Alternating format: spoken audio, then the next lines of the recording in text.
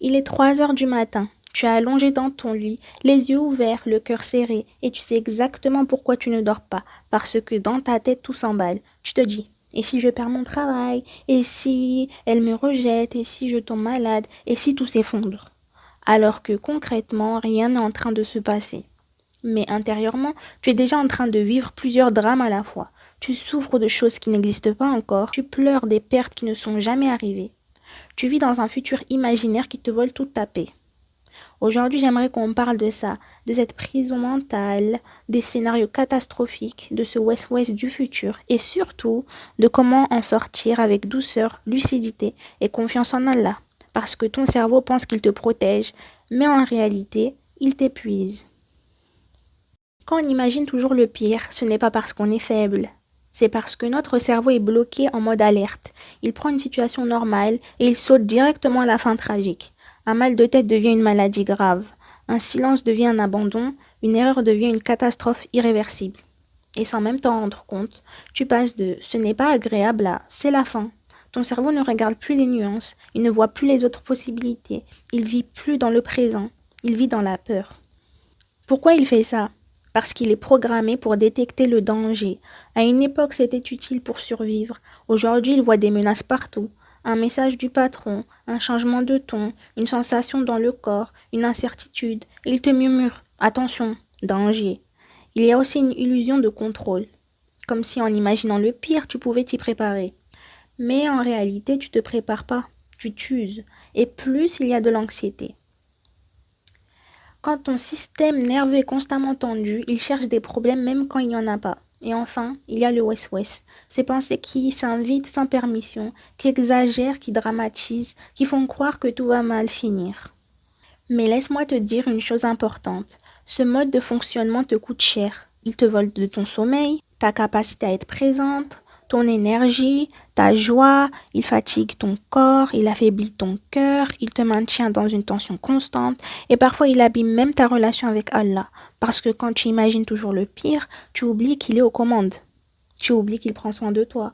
Tu oublies que rien n'arrive sans sa permission. Alors pourquoi est-ce si difficile d'arrêter? Parce que ce schéma devient automatique.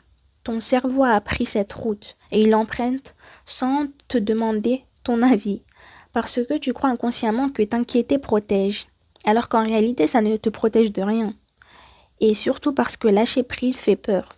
Comme si arrêter de s'inquiéter allait provoquer la catastrophe. Mais la vérité, ma sœur, c'est que ton inquiétude n'a jamais empêché quoi que ce soit d'arriver. Elle a juste volé ta paix.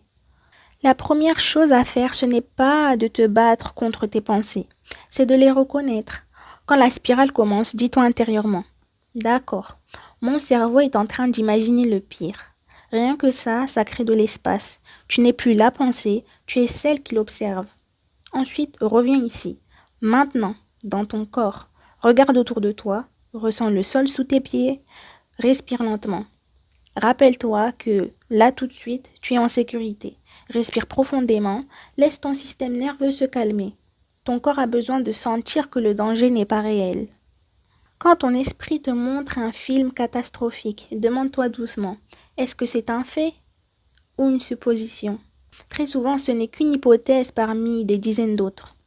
Mais ton cerveau ne te montre qu'une seule version, la pire. Alors offre-lui une alternative plus réaliste. Pas forcément parfaite, juste plus juste. Et surtout, appuie-toi sur Allah. Répète intérieurement, Allah a le contrôle. Ce qui est écrit pour moi ne me ratera pas. Ce qui n'est pas écrit pour moi ne m'atteindra pas. Cherche refuge auprès d'Allah quand les pensées arrivent. Parce que le vrai antidote au catastrophisme, ce n'est pas tout comprendre, c'est de faire confiance. Je te dis ça parce que j'étais exactement comme toi. Pendant des années, j'ai vécu des drames imaginaires. J'ai souffert à l'avance, j'ai eu peur pour rien. Et tu sais ce que j'ai réalisé? Presque tout ce que je redoutais n'est jamais arrivé. J'ai souffert inutilement. Aujourd'hui, des pensées reviennent parfois. Je suis humaine, mais je sais comment ne plus m'y noyer. Et toi aussi, tu peux apprendre. Alors écoute-moi bien, ma belle. Ton cerveau n'est pas ton ennemi. Il est juste fatigué, en hypervigilance.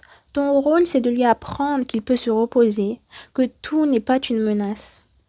Qu'Allah est là, le futur que tu crains n'existe pas encore. et peut-être qu'il n'existera jamais. Alors ne vole pas la paix d'aujourd'hui pour une peur de demain.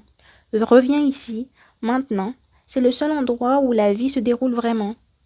Qu'Allah apaise nos cœurs, qui nous protège du West-West, qui nous apprenne le vrai tawakkul. Je crois en toi, et Allah ne t'a pas créé pour vivre dans la peur. Si ce rappel t'a parlé, ma sœur, alors alhamdoulilah, c'est qu'il était pour toi. N'oublie jamais, dans ce monde agité, ton âme mérite la paix et le refuge auprès d'Allah. Reviens ici chaque fois que ton cœur en aura besoin. Inch'Allah, on se retrouve bientôt pour continuer ce beau chemin ensemble.